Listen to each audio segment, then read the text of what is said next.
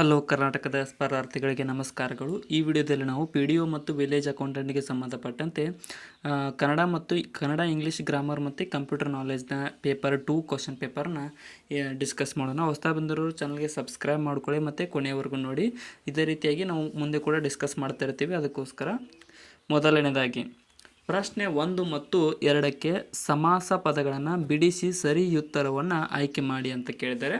So ಒಂದನೇದಾಗಿ ಹೆಮ್ಮರವನ್ನು ಬಿಡಿಸಿ ಬರೆದಾಗ ಯಾವ ರೀತಿ ಆಗುತ್ತದೆ ಅಂತಂದರೆ ಆಪ್ಷನ್ ಬಿ ನೋಡಿ, ಹಿರಿದಾದ ಪ್ಲಸ್ ಮರ ಹೆಮ್ಮರವಾಗಿ ಈ ಒಂದು ಬಿಡಿಸಿ ಬರೆದಾಗ ಹೊರಹೊಮ್ಮುತ್ತದೆ. ಇನ್ನು ಒಗ್ಗಟ್ಟು ಅನ್ನುವಂಥದ್ದನ್ನು ಕೂಡ ಬಿಡಿಸಿ ಬರೀರಿ ಅಂತ ಕೇಳಿದರೆ. ಸೊ ಇನ್ನೂ ಯಾರು ಸಬ್ಸ್ಕ್ರೈಬ್ ಮಾಡಿಲ್ಲ ಅಂದರೆ ಸಬ್ಸ್ಕ್ರೈಬ್ ಮಾಡಿಕೊಡ್ರಿ, ಕೊನೆವರೆಗೂ ನೋಡಿ. ಇಲ್ಲಿ ಸರಿಯಾದಂಥ ಉತ್ತರ ಆಪ್ಷನ್ ಸಿ ನೋಡಿ, 1 ಪ್ಲಸ್ ಕಟ್ಟು ಅನ್ನುವಂಥದ್ದು ಒಗ್ಗಟ್ಟಿನ ಒಂದು ಬಿಡಿಸಿ ಪದವಾಗುತ್ತದೆ. ನೆಕ್ಸ್ಟ್ ಪ್ರಶ್ನೆ 3 ಮತ್ತು 4ಕ್ಕೆ ಸರಿಯಾದ ಶಬ್ದ ರೂಪಗಳನ್ನು ಗುರುತಿಸಿರಿ ಅಂತ ಕೇಳಿದರೆ, ಅಂದರೆ ಸ್ಪೆಲ್ಲಿಂಗ್ ಕರೆಕ್ಟ್ ಆಗಿರ್ತಕ್ಕಂಥದ್ದು ಇಲ್ಲಿ ಕೆಳಗಿನ ಆಪ್ಷನ್ಗಳಲ್ಲಿ ಮೂರನೇದಾಗಿ ನಿರ್ಬಂಧ ಅನ್ನುವಂಥದ್ದು ಆಪ್ಷನ್ ಸಿ ಸರಿಯಾಗಿದೆ, ನಿರ್ಬಂಧ. ನೆಕ್ಸ್ಟ್ 4ನೇ ಪ್ರಶ್ನೆ ಕೂಡ ಇದೇ ರೀತಿಯಾಗಿರುತ್ತೆ, ಸ್ಪೆಲ್ಲಿಂಗ್ ಕಂಡುಹಿಡಿಯಿರಿ ಅಂತ. ಇದರಲ್ಲಿ ಕೂಡ ಸರಿಯಾದ ಸ್ಪೆಲ್ಲಿಂಗ್ ಯಾವುದು ಅನ್ನೋದನ್ನು ತಿಳಿಸಿ. ನಿಮ್ಮ ಸ್ಕೋರ್ನ ಕೌಂಟ್ ಮಾಡ್ತಾ ಇರಿ, ಕಮೆಂಟ್ ಮಾಡಿ ಲಾಸ್ಟಿಗೆ. ಇಲ್ಲಿ ಸರಿಯಾದ ಉತ್ತರ ಆಪ್ಷನ್ ಎ ನೋಡಿ, ಅವಗಾಹನೆ ಅನ್ನುವಂಥದ್ದು ಆಪ್ಷನ್ ಎ ಸರಿಯಾದ ಸ್ಪೆಲ್ಲಿಂಗ್ ಆಗಿರುತ್ತದೆ ಇಲ್ಲಿ. ನೆಕ್ಸ್ಟ್ ಪ್ರಶ್ನೆ 5ರಿಂದ 7ಕ್ಕೆ ಪದಗಳ ಸಮಾನಾರ್ಥಕಗಳನ್ನು ಗುರುತಿಸಿರಿ ಅಂತ ಕೇಳಿದರೆ. ಸೊ 5ನೇದಾಗಿ ಆಕಾಶ ಅನ್ನುವುದರ ಸಮಾನಾರ್ಥಕ ಪದ ಯಾವುದಾಗಿದೆ?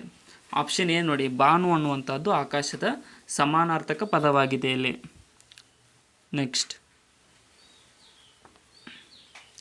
ಬವಣೆ ಅನ್ನುವಂಥದ್ದರ ಸಮಾನಾರ್ಥಕ ಪದ ಯಾವುದು?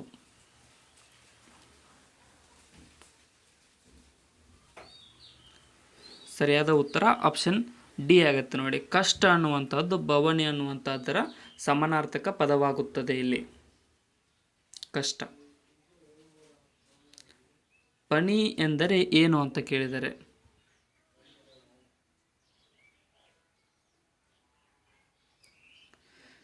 ಸರಿಯಾದ ಉತ್ತರ ಆಪ್ಷನ್ ಏನು ನೋಡಿ, ಹಣಿ ಅನ್ನುವಂಥದ್ದು ಪಣಿ ಅನ್ನುವುದರ ಅರ್ಥವಾಗುತ್ತದೆ ಇಲ್ಲಿ, ಸಮಾನಾರ್ಥಕ ಪದವಾಗುತ್ತದೆ. ನೆಕ್ಸ್ಟ್ ಪ್ರಶ್ನೆ 8 ಮತ್ತು 9ಕ್ಕೆ ಪದಗಳ ವಿರುದ್ಧಾರ್ಥಕಗಳನ್ನು ಗುರುತಿಸಿರಿ. ಹೇಡಿ ಅನ್ನುವುದರ ವಿರುದ್ಧಾರ್ಥಕ ಪದ ಯಾವುದು? ಸರಿಯಾದ ಉತ್ತರ ಆಪ್ಷನ್ ಡಿ ನೋಡಿ, ಶೂರ ಅನ್ನುವಂಥದ್ದು ಹೇಡಿ ಅನ್ನುವುದರ ವಿರುದ್ಧಾರ್ಥಕ ಪದವಾಗಿರುತ್ತದೆ. ಹಗಲು ಅನ್ನುವಂಥದ್ದರ ವಿರುದ್ಧ ಪದ ಯಾವುದು?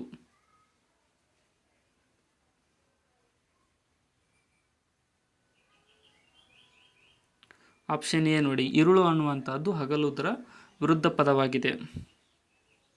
ನೆಕ್ಸ್ಟ್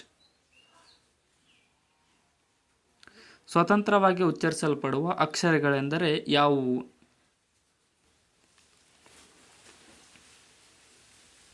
ಸ್ವತಂತ್ರವಾಗಿ ಉಚ್ಚರಿಸಲ್ಪಡುವ ಅಕ್ಷರಗಳನ್ನು ಸ್ವರಗಳು ಎಂದು ಕರೆಯಲಾಗುತ್ತದೆ. 13 ಸ್ವರಗಳಿದಾವೆ. ಆಪ್ಷನ್ ಎ ಸರಿಯಾಗಿದೆ ಇಲ್ಲಿ. ನೆಕ್ಸ್ಟ್ ರೂಢನಾಮಕ್ಕೆ ಉದಾಹರಣೆ ಯಾವುದು? ಕೆಳಗಿನವುಗಳಲ್ಲಿ ರೂಢಿಯಿಂದ ಕರೀತಾ ಬರತಕ್ಕಂಥ ನಾಮಗಳಿಗೆ ರೂಢನಾಮ ಅಂತ ಕರಿತೀವಿ. ಇಲ್ಲಿ ಸರಿಯಾದಂಥ ಉತ್ತರ ಆಪ್ಷನ್ ಎ ಆಗತ್ತೆ ನೋಡಿ, ಪರ್ವತ ಅನ್ನುವಂಥದ್ದು ಒಂದು ರೂಢನಾಮವಾಗಿರುತ್ತದೆ, ಅದಕ್ಕೋಸ್ಕರ ಅದನ್ನು ರೂಢನಾಮ ಎಂದು ಕರೆಯಲಾಗುತ್ತದೆ. ನೆಕ್ಸ್ಟ್ ಹಣ್ಣು ಯಾವ ವಿಭಕ್ತಿ ಪ್ರತ್ಯಯದಲ್ಲಿ ಬರುತ್ತದೆ ಅಂತ ಕೇಳಿದರೆ. ಸೊ 8 ವಿಭಕ್ತಿ ಪ್ರತ್ಯಯದಲ್ಲಿ ಹಣ್ಣು ಬರುವುದು ಯಾವ ವಿಭಕ್ತಿ ಪ್ರತ್ಯಯಕ್ಕೆ ಅಂತ ಅಂದರೆ ಆಪ್ಷನ್ ಬಿ ಆಗುತ್ತೆ ನೋಡಿ, ದ್ವಿತೀಯ ಹಣ್ಣು ಅನ್ನುವಂಥದ್ದು ಸರಿಯಾದ ಹೊಂದಾಣಿಕೆಯಾಗಿದೆ. ನೆಕ್ಸ್ಟ್ ಬೇಗನೆ ಇದು ಯಾವ ಅವ್ಯಯಕ್ಕೆ ಉದಾಹರಣೆಯಾಗಿದೆ? ಅವ್ಯಯಕ್ಕೆ ಉದಾಹರಣೆ ಬೇಗ ಅನ್ನುವಂಥದ್ದು. ಸರಿಯಾದಂಥ ಉತ್ತರ ಆಪ್ಷನ್ ಸಿ ಆಗುತ್ತೆ ನೋಡಿ, ಸಮಾನಾರ್ಥಕ ಅವ್ಯಯಕ್ಕೆ ಈ ಒಂದು ಬೇಗನೆ ಅನ್ನುವಂಥದ್ದು ಉದಾಹರಣೆಯಾಗಿದೆ. ನೆಕ್ಸ್ಟ್ ಲೋಪಸಂಧಿಗೆ ಉದಾಹರಣೆ ಯಾವುದು?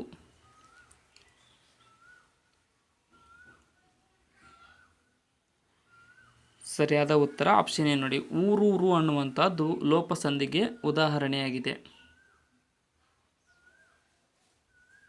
ನೆಕ್ಸ್ಟ್ ಕೆಳಗಿನವುಗಳಲ್ಲಿ ಯಾವುದು ಆದೇಶ ಸಂಧಿಗೆ ಉದಾಹರಣೆಯಾಗಿದೆ?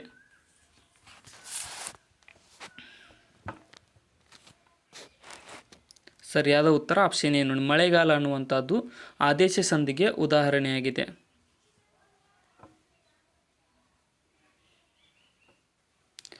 ಪ್ರಶ್ನೆ 16 ಮತ್ತು 17ರ ವಾಕ್ಯದಲ್ಲಿ ತಪ್ಪಾದ ಭಾಗವನ್ನು ಗುರುತಿಸಿ ತಪ್ಪಿಲ್ಲದಿದ್ದಲ್ಲಿ ತಪ್ಪಿಲ್ಲ ಎಂದು ಗುರುತಿಸಿರಿ ಅಂತ ಕೇಳಿದರೆ. ಸೊ ಈ ಸಂಖ್ಯೆಯಲ್ಲಿ ತಪ್ಪಾದದು ಶಿವಪೂಜೆಯಲ್ಲಿ ಕರಡಿ ಬಿಟ್ಟಂತೆ ಅನ್ನೋದು ಅದರಲ್ಲಿ ಯಾವುದು ತಪ್ಪು ಅಂದರೆ ಆಪ್ಷನ್ ಬಿ ಕರಡಿ. ನೋಡಿ, ಕರಡಿ ಅಲ್ಲ, ಅದು ಕರಡಿಗೆ ಅನ್ನೋದು ಸರಿಯಾಗುತ್ತದೆ. ಕುವೆಂಪುರವರ 4 ತಂತಿ ಕೃತಿಗೆ ಜ್ಞಾನಪೀಠ ಪ್ರಶಸ್ತಿ ಸಿಕ್ಕಿದೆ ಅನ್ನುವುದರಲ್ಲಿ ತಪ್ಪಾಗಿರುವುದು ಯಾವುದು ಅಂತ ಅಂದರೆ ಆಪ್ಷನ್ ಬಿ ಆಗುತ್ತೆ. ನೋಡಿ, ಇಲ್ಲಿ 4 ತಂತಿ ಕೃತಿಗೆ ಅನ್ನುವಂಥದ್ದು ತಪ್ಪಾಗಿದೆ ಇಲ್ಲಿ. ನೆಕ್ಸ್ಟ್, ಏನಕ್ಕೆ ತಪ್ಪು ಅಂತ ನೀವು ಕಮೆಂಟ್ ಸೆಕ್ಷನ್ದಲ್ಲಿ ಕಮೆಂಟ್ ಮಾಡಿ ತಿಳಿಸಿ. ಕೈ ಕಚ್ಚು ಅನ್ನುವುದರ ಮೀನಿಂಗ್ ಏನು ಅಂತ ಕೇಳಿದರೆ ಅರ್ಥ, ಕೈ ಕಚ್ಚು ಅನ್ನುವಂಥ ಗಾದೆಯ ಅರ್ಥ. ಸರಿಯಾದ ಉತ್ತರ ಆಪ್ಷನ್ ಡಿ. ನೋಡಿ, ನಷ್ಟವಾಗು ಅನ್ನೋದು ಕೈ ಕಚ್ಚು ಅನ್ನುವಂಥದ್ದರ ಅರ್ಥವಾಗಿರುತ್ತದೆ. ಮೀಸೆ ಮಣ್ಣಾಗು ಅನ್ನುವುದರ ಅರ್ಥ ಯಾವುದು? ಯಾವ ಅರ್ಥವನ್ನು ಕೊಡುತ್ತದೆ? ರೂಢಿ ಪದದಲ್ಲಿ ಕರೀತಕ್ಕಂಥದ್ದು. ಇಲ್ಲಿ ಸರಿಯಾದ ಉತ್ತರ ಆಪ್ಷನ್ ಡಿ. ನೋಡಿ, ಸೋಲುಂಟಾಗು ಅನ್ನುವಂಥದ್ದು ಮೀಸೆ ಮಣ್ಣಾಗು ಅನ್ನುವುದರ ಅರ್ಥವಾಗಿರುತ್ತದೆ. ಪ್ರಶ್ನೆ 21 ಮತ್ತು 22ರಲ್ಲಿ ಇಂಗ್ಲೀಷ್ ಪದಕ್ಕೆ ಸರಿಯಾದ ಕನ್ನಡದ ಅರ್ಥವನ್ನು ಆರಿಸಿರಿ ಅಂತ ಕೇಳಿದರೆ. ಸೊ ಟೆಂಡರ್ ಪದದ ಅರ್ಥ ಏನು? ಸರಿಯಾದ ಉತ್ತರ ಆಪ್ಷನ್ ಬಿ. ನೋಡಿ, ಹರಾಜು ಅನ್ನುವಂಥದ್ದು ಟೆಂಡರ್ ಪದದ ಅರ್ಥವಾಗಿದೆ.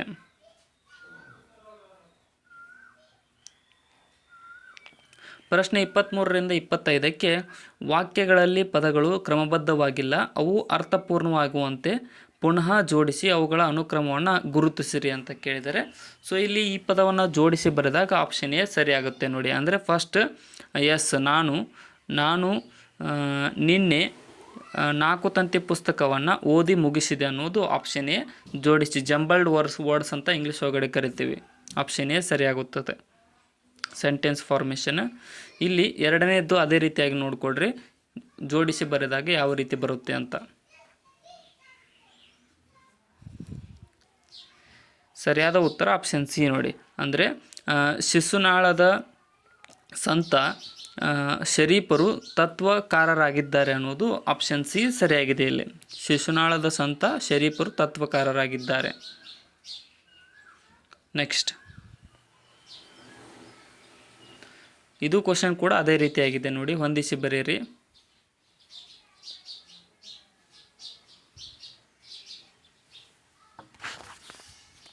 ಇಲ್ಲಿ ಹೊಂದಿಸಿ ಬರೆದಾಗ ಆಪ್ಷನ್ ಡಿ ಸರಿಯಾಗಿದೆ. ಇಲ್ಲಿ ಹೆಣ್ಣು ಮಕ್ಕಳ ಸರ್ಕಾರಿ ಪ್ರೌಢಶಾಲೆ ಅನ್ನುವಂಥದ್ದು ಸರಿಯಾಗಿದೆ. ಆಪ್ಷನ್ ಡಿ ಸರಿಯಾಗುತ್ತದೆ. ಹೆಣ್ಣು ಮಕ್ಕಳ ಸರ್ಕಾರಿ ಪ್ರೌಢಶಾಲೆ.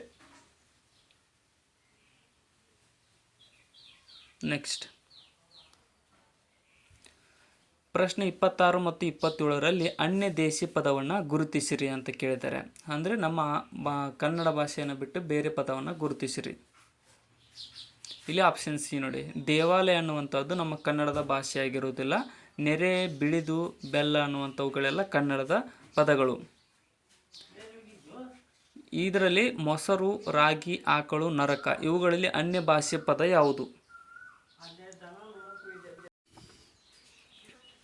ಸರಿಯಾದ ಉತ್ತರ ಆಪ್ಷನ್ ಡಿ. ನೋಡಿ, ನರಕ ಅನ್ನುವಂಥದ್ದು ಅನ್ಯ ಭಾಷೆಯ ಪದವಾಗಿದೆ, ಅನ್ಯ ದೇಶೀಯ ಪದವಾಗಿದೆ. ವಿವಿಧೋದ್ದೇಶ ಯಾವ ಸಂಧಿ ಅಂತ ಕೇಳಿದರೆ ವಿವಿಧೋದ್ದೇಶ ಅನ್ನುವಂತಹ ಪದವು ಯಾವ ಸಂಧಿಯಲ್ಲಿ ಕಂಡುಬರುತ್ತದೆ? ಸರಿಯಾದ ಉತ್ತರ ಆಪ್ಷನ್ ಏನು. ಇದೊಂದು ಗುಣಸಂಧಿಯಾಗಿದೆ. ವಿವಿಧೋದ್ದೇಶ ಅನ್ನುವಂಥದ್ದು ಗುಣಸಂಧಿ. ನೆಕ್ಸ್ಟ್,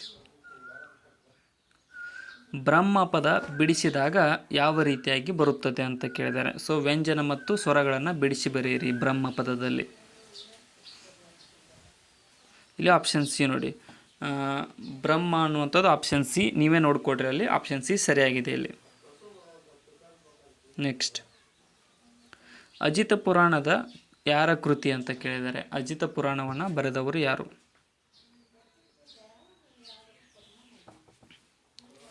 ಸರಿಯಾದ ಉತ್ತರ ಆಪ್ಷನ್ ಸಿ ನೋಡಿ, ರನ್ನನು ಈ ಒಂದು ಅಜಿತ ಪುರಾಣದ ಕರ್ತೃ ಆಗಿದ್ದಾರೆ.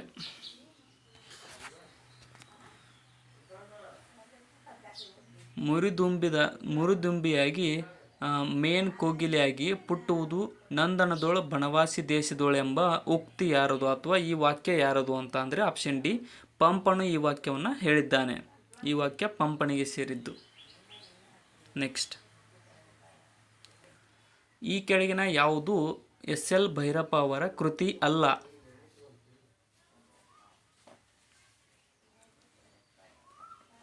ಸರಿಯಾದ ಉತ್ತರ ಆಪ್ಷನ್ ಡಿ ನೋಡಿ, ಸಂಸ್ಕಾರ ಅನ್ನುವಂಥದ್ದು ಎಸ್ ಎಲ್ ಭೈರಪ್ಪರವರ ಕೃತಿ ಅಲ್ಲ. ಕವಲು, ಆವರಣ, ಉತ್ತರಾಖಂಡ ಅನ್ನುವಂಥವು ಎಲ್ಲವೂ ಎಸ್ ಎಲ್ ಭೈರಪ್ಪರವರ ಕೃತಿಗಳು. ಎಷ್ಟು ಜನ ಕನ್ನಡ ಕವಿಗಳಿಗೆ ರಾಷ್ಟ್ರಕವಿ ಬಿರುದನ್ನು ನೀಡಲಾಗಿದೆ?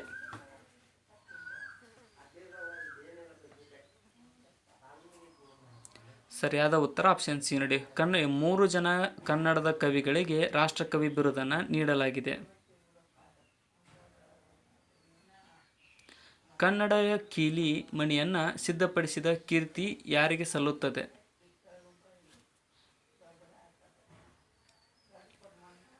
ಸರಿಯಾದ ಉತ್ತರ ಆಪ್ಷನ್ ಸಿ ನೋಡಿ, KP ರಾವ್ರವರಿಗೆ ಕನ್ನಡ ಕೀಲಿ ಮಣಿಯನ್ನು ಸಿದ್ಧಪಡಿಸಿದ ಕೀರ್ತಿಯು ಸಲ್ಲುತ್ತದೆ. ನುಡಿ 6.5 ಎಂಬುದು ಯಾವುದಕ್ಕೆ ಸೇರಿದೆ ಅಂತ?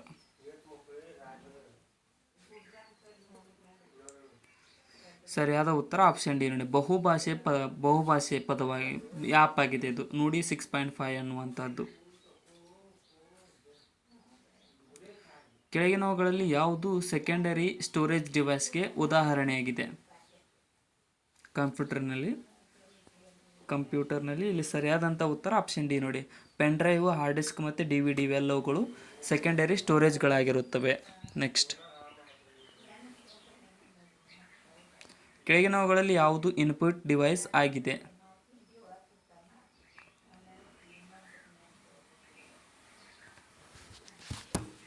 ಸರಿಯಾದ ಉತ್ತರ ಆಪ್ಷನ್ ಸಿ ನೋಡಿ, ಕೀಬೋರ್ಡ್ ಅನ್ನುವಂಥದ್ದು ಒಂದು ಇನ್ಪುಟ್ ಸಾಧನವಾಗಿದೆ.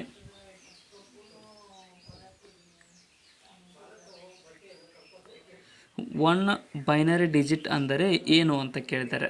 ಬೈನರಿ ಡಿಜಿಟ್ ಕಂಪ್ಯೂಟರ್ ಲ್ಯಾಂಗ್ವೇಜ್ ಅಂತ ಕರಿತೇವೆ. ಸೊ ಇಲ್ಲಿ ಸರಿಯಾದಂತಹ ಉತ್ತರ ಆಪ್ಷನ್ ಎ ಒಂದೇ ಇದೆ. 0 ಮತ್ತು 1ಗೆ 0 ಆರ್ 1ಗೆ ಬೈನರಿ ಡಿಜಿಟ್ ಎಂದು ಕರೆಯಲಾಗುತ್ತದೆ. ನೆಕ್ಸ್ಟ್, ಕಂಪ್ಯೂಟರ್ ಲ್ಯಾಂಗ್ವೇಜ್, ಕಂಪ್ಯೂಟರ್ಗೆ ಇವೆರಡೇ ಪದಗಳು ಅರ್ಥವಾಗುವುದು. MS ಎಕ್ಸೆಲ್ನಲ್ಲಿ F3ನಿಂದ M12 ವರೆಗಿನ ಸೆಲ್ ರೆಫರೆನ್ಸನ್ನು ಯಾವ ರೀತಿ ಸೂಚಿಸಲಾಗುತ್ತದೆ? ಸೆಲ್ ರೆಫರೆನ್ಸ್, ಇಲ್ಲಿ ಸರಿಯಾದ ಉತ್ತರ ಆಪ್ಷನ್ ಸಿ ನೋಡಿ, F3:M12 ಅನ್ನುವಂಥದ್ದನ್ನು ಈ ಒಂದು MS ಎಕ್ಸೆಲ್ನಲ್ಲಿ ಈ ರೀತಿಯಾಗಿ ಬರೆದು ತೋರಿಸಲಾಗುತ್ತದೆ. ನೆಕ್ಸ್ಟ್, BCCಗೆ ಸಂಬಂಧಿಸಿದಂತೆ ಕೆಳಗಿನ ಯಾವ ಹೇಳಿಕೆಯು ಸರಿಯಾಗಿದೆ? ಕಂಪ್ಯೂಟರ್ ಕೋಡ್ ಲ್ಯಾಂಗ್ವೇಜ್ದಲ್ಲಿ ಸರಿಯಾದ ಉತ್ತರ ಆಪ್ಷನ್ ಸಿ ನೋಡಿ, ಎರಡೂ ಸರಿಯಾಗಿವೆ. ಇಲ್ಲಿ BCC ಅಂತ ಅಂದರೆ ಬ್ಲೈಂಡ್ ಕಾರ್ಬನ್ ಕಾಪಿ ಆಗಿರುತ್ತದೆ. ಮತ್ತು BCC ಮೂಲಕ ಇಮೇಲ್ ಮಾಡಿದಾಗ ಮೇಲ್ ಸ್ವೀಕರಿಸಿದವರಿಗೆ ಪ್ರಸ್ತುತ ಮೇಲ್ ಯಾರೆಲ್ಲ ಪಡೆದುಕೊಂಡಿದ್ದಾರೆ ಎಂಬ ಮಾಹಿತಿ ಲಭಿಸುವುದಿಲ್ಲ. ಆಪ್ಷನ್ ಎ ಮತ್ತು ಬಿ ಎರಡೂ ಸರಿಯಾಗಿದೆ. ಕೆಳಗಿನವುಗಳಲ್ಲಿ ಯಾವುದು 25ರ ದ್ವಿಮಾನ ರೂಪವಾಗಿದೆ?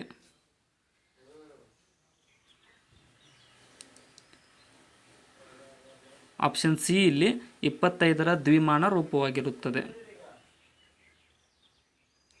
ನಾನು ಹೇಳೋದಕ್ಕಿಂತ ನೀವು ನೋಡಿಕೊಳ್ಳ್ರಿ. 11001 ನುಡಿ 6.0ನಲ್ಲಿ ಕರ್ನಾಟಕದ ಪದದ ಕೀಲಿ ಅನುಕ್ರಮ ಯಾವುದಾಗಿತ್ತು?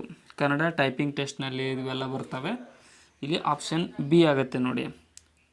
ನುಡಿ 6.0ನಲ್ಲಿ ಕನ್ನಡ ಅನ್ನುವಂಥದ್ದು ಶಬ್ದವನ್ನು ಹಾಗೆ ಟೈಪ್ ಮಾಡಲಾಗುತ್ತಿತ್ತು. ನೆಕ್ಸ್ಟ್, ಕೆಳಗಿನವುಗಳಲ್ಲಿ ಯಾವುದು ಅಪ್ಲಿಕೇಶನ್ ಸಾಫ್ಟ್ವೇರ್ ಆಗಿದೆ ಅಂತ ಕೇಳಿದ್ದಾರೆ.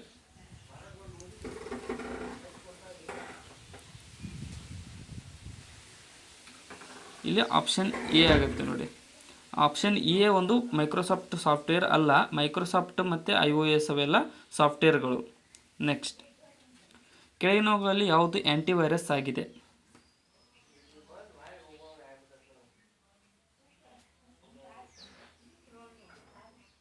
ಸರಿಯಾದ ಉತ್ತರ ಆಪ್ಷನ್ ಸಿ ನೋಡಿ, MCAFE ಮತ್ತು ಅವಾಸ್ತ್ ಅನ್ನುವಂಥವು ಎರಡೂ ಆ್ಯಂಟಿವೈರಸ್ಗಳಾಗಿವೆ. MS ಪವರ್ ಪಾಯಿಂಟ್ನಲ್ಲಿ F5 ಕೀ ಒತ್ತಿದಾಗ ಏನಾಗುತ್ತದೆ?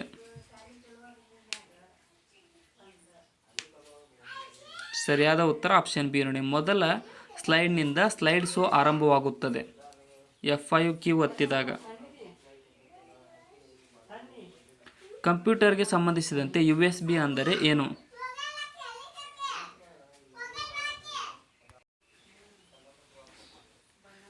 ಸರಿಯಾದ ಉತ್ತರ ಆಪ್ಷನ್ ಎ ನೋಡಿ. ಯೂನಿವರ್ಸಲ್ ಸೀರಿಯಲ್ ಬಸ್ ಅನ್ನುವಂಥದ್ದು ಕಂಪ್ಯೂಟರ್ಗೆ ಸಂಬಂಧಿಸಿದ USB ಆಗಿದೆ. ತಂತ್ರಜ್ಞಾನ ಕ್ಷೇತ್ರಕ್ಕೆ ಸಂಬಂಧಿಸಿದಂತೆ AI ನ ವಿಸ್ತೃತ ರೂಪ ಯಾವುದಾಗಿದೆ?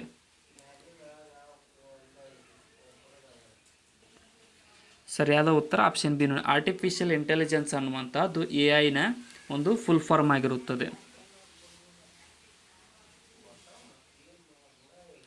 MS ಎಕ್ಸೆಲ್ನ ಶೆಲ್ನಲ್ಲಿ ಇವತ್ತಿನ ದಿನಾಂಕವನ್ನು ಮಾತ್ರ ನಮೂದಿಸಲು ಯಾವ ಫಂಕ್ಷನ್ ಕೀಯನ್ನು ಬಳಸುತ್ತೇವೆ?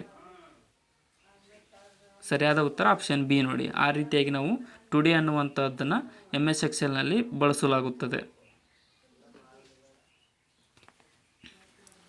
MS ವರ್ಡ್ನಲ್ಲಿನ ಶಾರ್ಟ್ಕಟ್ ಕೀಗೆ ಸಂಬಂಧಿಸಿದಂತೆ ಕೆಳಗಿನ ಯಾವ ಜೋಡಿ ತಪ್ಪಾಗಿದೆ?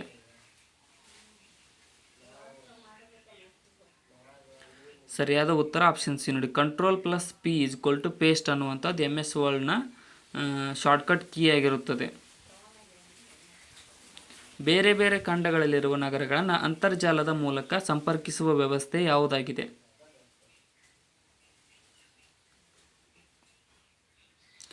ಆಪ್ಷನ್ ಎ ನೋಡಿ. WAN ಅನ್ನುವಂಥದ್ದು ಬಳಸಿ ಬೇರೆ ಬೇರೆ ಖಂಡದಲ್ಲಿರುವ ನಗರಗಳನ್ನು ಅಂತರ್ಜಾಲದ ಮೂಲಕ ಸಂಪರ್ಕಿಸುವ ವ್ಯವಸ್ಥೆಯಾಗಿದೆ, ವ್ಯಾನ್.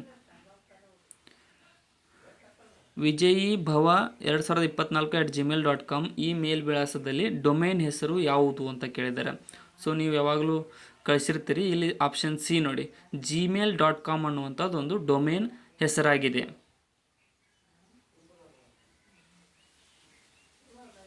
ಕೆಳಗಿನ ಯಾವ ಹೇಳಿಕೆ ಸರಿಯಾಗಿದೆ?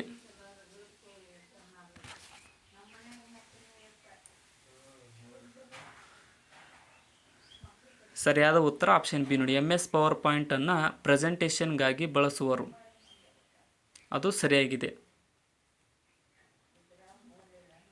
ಕೆಳಗಿನವುಗಳಲ್ಲಿ ಯಾವುದು ಆಪರೇಟಿಂಗ್ ಸಿಸ್ಟಮ್ ಅಲ್ಲ ಅಂತ ಕೇಳಿದ್ದಾರೆ.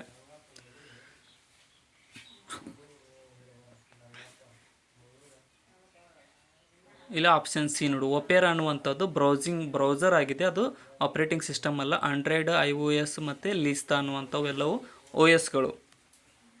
ಕೆಳಗಿನವುಗಳಲ್ಲಿ ಯಾವುದು ಮಾಡ್ಯುಲೇಷನ್ ಮತ್ತು ಡಿಮಾಡ್ಯುಲೇಷನ್ ಕಾರ್ಯವನ್ನು ನಿರ್ವಹಿಸುತ್ತದೆ?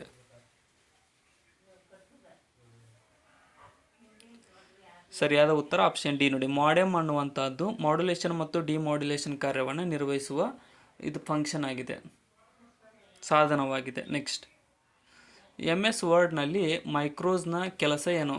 ಮ್ಯಾಕ್ರೋಸ್ನ ಕೆಲಸ.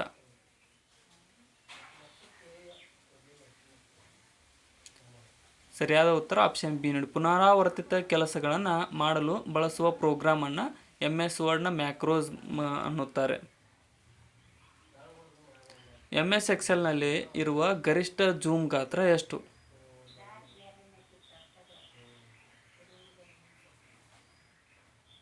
ಆಪ್ಷನ್ ಸಿ ನೋಡಿ. 400% MS ಎಕ್ಸೆಲ್ನಲ್ಲಿರುವ ಗರಿಷ್ಠ ಜೂಮ್ ಗಾತ್ರವಾಗಿದೆ.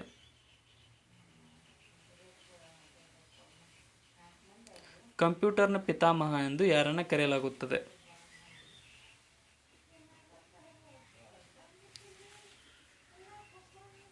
ಸರಿಯಾದ ಉತ್ತರ ಆಪ್ಷನ್ ಬಿ ನೋಡಿ. ಚಾರ್ಲ್ಸ್ ಬ್ಯಾಬೇಜ್ನು ಕಂಪ್ಯೂಟರ್ನ ಪಿತಾಮಹನಾಗಿರುತ್ತಾನೆ.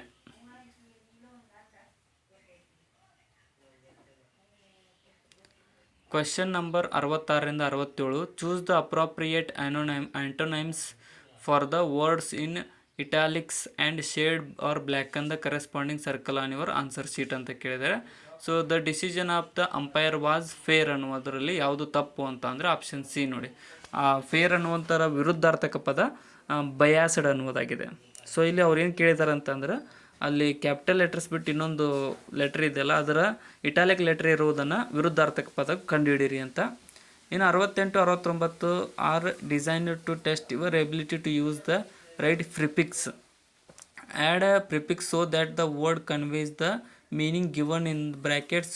Choose the most appropriate answer from the alternative given below to complete the word by adding the ಪ್ರಿಫಿಕ್ಸ್ಗಳನ್ನು ಆ್ಯಡ್ ಮಾಡಿ ಅಂತ ಕೇಳಿದ್ದಾರೆ. ಸೊ ಕೆಳಗಿನ ಸೆಂಟೆನ್ಸ್ನಲ್ಲಿ ಪ್ರಿಫಿಕ್ಸ್ನ ಆ್ಯಡ್ ಮಾಡಿ ಬರೆದಾಗ the child was well behaved and required the title supervision ಅಂತ ಸರಿಯಾಗುತ್ತದೆ ಇಲ್ಲಿ ಪ್ರಿಫಿಕ್ಸ್ನ ಸೂಪರ್ವಿಷನ್.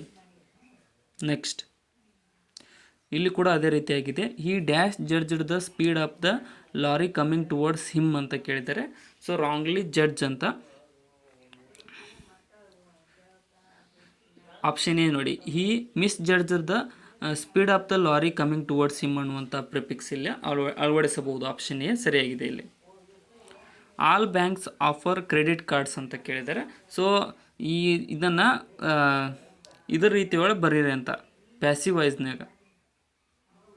ಇಲ್ಲಿ ಆಪ್ಷನ್ ಡಿ ಆಗುತ್ತೆ ನೋಡಿ. ಆ ಪ್ಯಾಸಿವ್ ವಾಯ್ಸ್ನಾಗ ಬರೆದಾಗ credit cards are offered by all banks ಅನ್ನೋದು ಸರಿಯಾಗುತ್ತದೆ.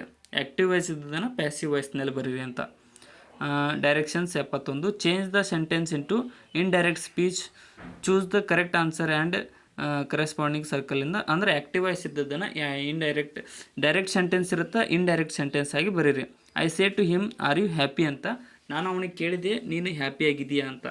ಇಲ್ಲಿ ಆಪ್ಷನ್ ಏನು ನೋಡಿ, I asked him if he was happy ಅನ್ನುವಂಥದ್ದು ಇಂಡೈರೆಕ್ಟ್ ಸ್ಪೀಚ್ ಆಗುತ್ತೆ. ಅದು ಡೈರೆಕ್ಟ್ ಇದೆ, ಇದು ಇಂಡೈರೆಕ್ಟ್. ನೆಕ್ಸ್ಟ್ 73ರಿಂದ 76 based on the degrees of comparison. Degrees of comparison ಇಲ್ಲಿ a kite can't fly as dash as a plane ಅಂತ ಕೇಳಿದ್ದಾರೆ. ಸೊ ಕಂಪ್ಯಾರಿಟಿವ್ ಡಿಗ್ರಿ ಯಾವ್ದು ಬರುತ್ತೆ ಇಲ್ಲಿ ಅಂತ ಅಂದರೆ ಇಲ್ಲಿ ಸರಿಯಾದಂತಹ ಉತ್ತರ flight can't fly as higher as plane ಅಂತ. ಆಪ್ಷನ್ ಬಿ ಸರಿಯಾಗುತ್ತದೆ. ಇಲ್ಲಿ ಆಪ್ಷನ್ ಎ ನೋಡಿ, as high as kite can't fly as high as plane. Option A ಸರಿಯಾಗುತ್ತದೆ. ಸಾರಿ, ನಾನೇ ಕನ್ಫ್ಯೂಸ್ ಆದೆ. Next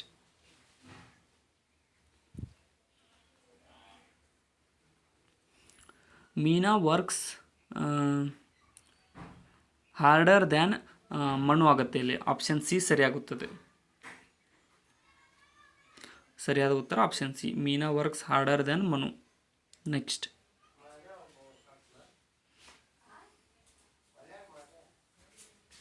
E sings dash of all ಅಂತ ಕೇಳಿದರೆ E sings most melodiously of all ಅಂತದ್ದು ಆಪ್ಷನ್ ಬಿ ಸರಿಯಾಗುತ್ತದೆ. ಇಲ್ಲಿ ಕಂಪೇರಿಟಿವ್ ಡಿಗ್ರಿ ಆಪ್ಷನ್ ಬಿ ಬರುತ್ತದೆ. Next C is not as her brother ಅಂತ dash as C is not as taller as her brother ಅನ್ನೋದು ಸರಿಯಾಗುತ್ತದೆ. ಇಲ್ಲಿ C is not as tall as option B ನೋಡಿ, ನಾನು ಮತ್ತೆ ಮಿಸ್ಟೇಕ್ ಮಾಡಿದೆ. C is not as tall as her brother ಅನ್ನೋದು ಸರಿಯಾಗುತ್ತದೆ ಇಲ್ಲಿ option B. Next the banyan tree has fallen dash the road.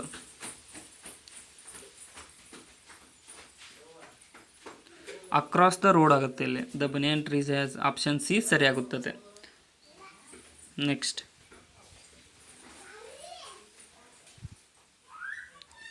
Do not cry dash split milk.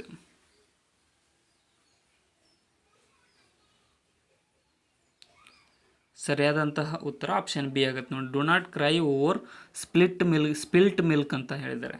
So ಚೆಲ್ಲಿ ಹೋದ ಹಾಲಿಗೆ ನೀವು ವ್ಯಥೆ ಪಡಬೇಕಾಗಿಲ್ಲ ಅಂತ. Sachin and Rana regularly subscribe dash ಅಂತ ಕೇಳಿದ್ದಾರೆ.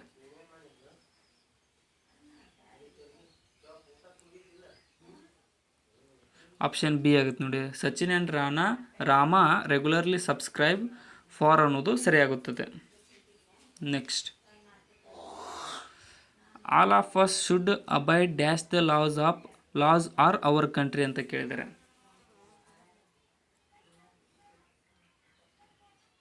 ಸರಿಯಾದ ಉತ್ತರ ಆಪ್ಷನ್ ಏನು ನೋಡಿ. All of us should abide by the laws of our country. Option A ಸರಿಯಾಗುತ್ತದೆ. Next synonyms or similar word for juvenile. ಜುವೆನೈಲ್ಗೆ ಇನ್ನೊಂದು ಅರ್ಥಗರ್ಭಿತವಾದ ಪದ ಯಾವುದು ಅಂತ. ಇಲ್ಲಿ ಸರಿಯಾದಂತಹ ಉತ್ತರ ಆಪ್ಷನ್ ಡಿ ಆಗುತ್ತೆ ನೋಡಿ. ಇನ್ಫ್ಯಾಂಟೈಲ್ ಅನ್ನುವಂಥದ್ದು ಜುವೆನೈಲ್ನ ಒಂದು ಸಿನೋನೈಮ್ ಆಗಿದೆ ಅಥವಾ ಅರ್ಥಗರ್ಭಿತ ಪದವಾಗಿದೆ. ಸ್ಪಾಟ್ ದ ಎರರ್, ಕೆಳಗಿನವುಗಳಲ್ಲಿರ್ತಕ್ಕಂಥ ತಪ್ಪಾಗಿರುವ ಒಂದು ವಾಕ್ಯವನ್ನು ಗುರುತಿಸಿರಿ ಅಂತ. ಇಲ್ಲಿ ತಪ್ಪಾಗಿರೋದು ಆಪ್ಷನ್ ಎ ನೋಡಿ. If you have faith in almighty ಅನ್ನುವಂಥದ್ದು ತಪ್ಪಾಗಿದೆ ಇಲ್ಲಿ grammatically. Next, when a principal entered the class a student dash on the blackboard ಅಂತ ಕೇಳಿದ್ದಾರೆ.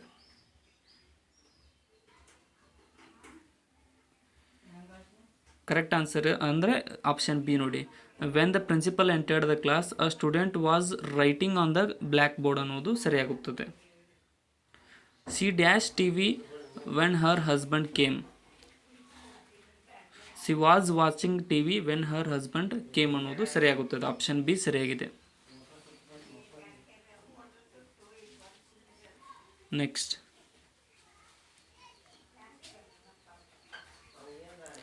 ಇನ್ each of the following questions find the correctly spelt word ಅಂತ ಕೇಳಿದ್ದಾರೆ. So ಸರಿಯಾದ ಸ್ಪೆಲ್ಲಿಂಗ್ನ ಹುಡುಕಿ ಅಂತ.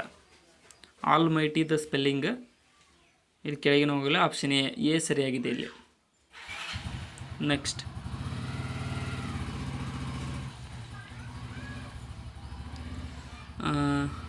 ರೆನೆಸೆನ್ಸ್ ಅನ್ನೋದರ ಸ್ಪೆಲ್ಲಿಂಗ್ ಕೇಳಿದ್ದಾರೆ ನೋಡಿ ಇಲ್ಲಿ. ಮತ್ತೆ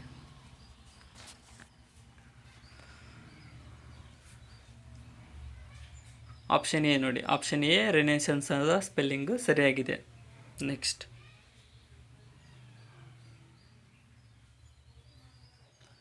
ಎಕ್ಸಲರೇಷನ್ದ spelling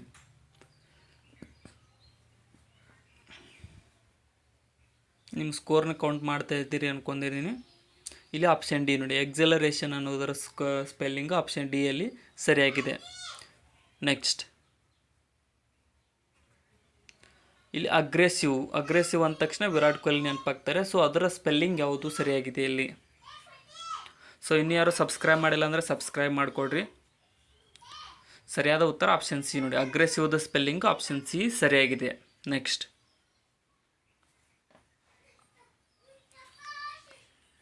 directions choose the correct form of the tense of the following sentence ಅಂತ ಕೇಳಿದ್ದಾರೆ. ಸೊ ಯಾವ ಟೆನ್ಸ್ ಒಳಗಡೆ ಇದೆ ಅನ್ನೋದು.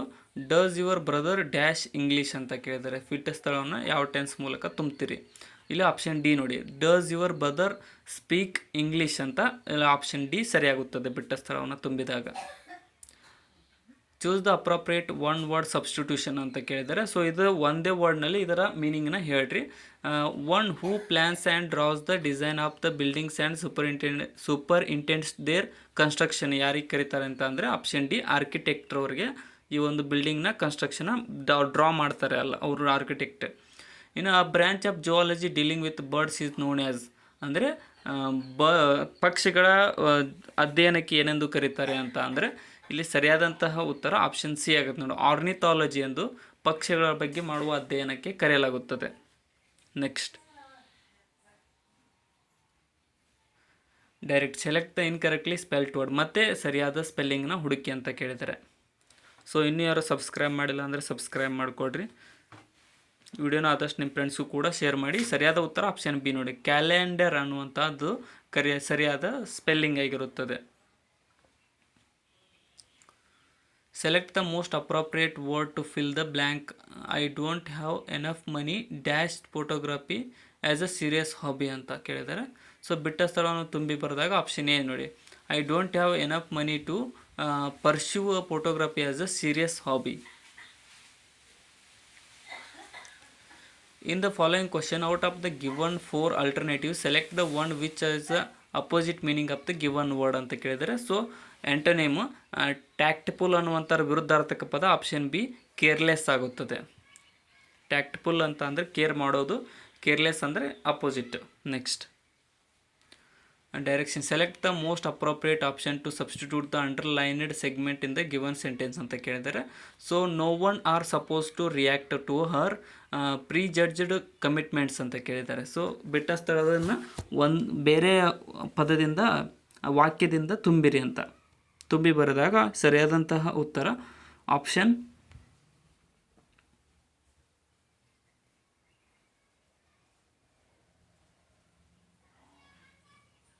ಸಿ ಆಗುತ್ತೆ ನೋಡಿ. No one is suppose to react to her prejudged comments ಅನ್ನುವಂಥದ್ದು ಆಪ್ಷನ್ ಸಿ ಸರಿಯಾಗುತ್ತದೆ ಇಲ್ಲಿ. Next, select the most appropriate option in the fill in the blank ಅಂತ ಕೇಳಿದರೆ, the little girl try to dash the singer.